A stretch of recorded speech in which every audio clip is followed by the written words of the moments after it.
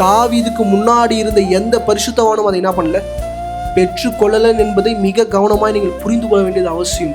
ஏன் பாஸ்டர்ன்ற அந்த கேள்விதான் நம்மளை அடுத்த தளத்திற்கு இல்லை அடுத்த ஸ்தானத்துக்கு நம்ம என்ன பண்ணோம், கொண்டு போவோம். நீங்கள் நல்லா யோசிச்சு பாருங்க, தாவீதோட வாழ்க்கையை நீங்கள் திருப்பி பார்த்தீங்கன்னா கொலைகாரன், விபச்சாரக்காரன், ஆனால் அவனுக்கு அப்படிப்பட்ட ஒரு ஆசீர்வாதத்தை கொடுக்குறாரு. இப்படி எந்த பாவமும் பண்ணாமல் முன்னாடி யோசுவான்னு ஒருத்தர் இருந்தார், அவருக்கு என்ன பண்ணல, கொடுக்கல. யோசுவாலாம் கட்ஸா சொல்கிறார், நானும் என் வீட்டாருமோ கர்த்தரையே, இஸ்ரவேலே எதிர்த்து நிற்கும் போது யோசுவான்னு சொல்கிறார், நானும் என் வீட்டாருமோ கர்த்தரையே சேவிப்போம்னாரு.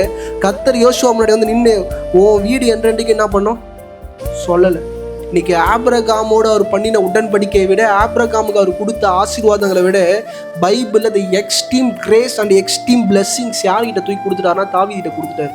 இதை சபை புரிந்து கொள்ள வேண்டியது மிக மிக அவசியம். அநேக நேரம் நம்ம ஆசீர்வாதங்களை ஏன் இழக்கிறோன்னா, நமக்கு போதிக்கிற காரியத்தை வைத்தே சில நன்மையான ஈவுகளை நம்ம செய்வதனால் கர்த்தருடைய ஆசீர்வாதங்களை சில நேரம் குறைவாய் நம்ம பெற்றுக்கொள்கிற இடத்துல நம்ம இருக்கோம்.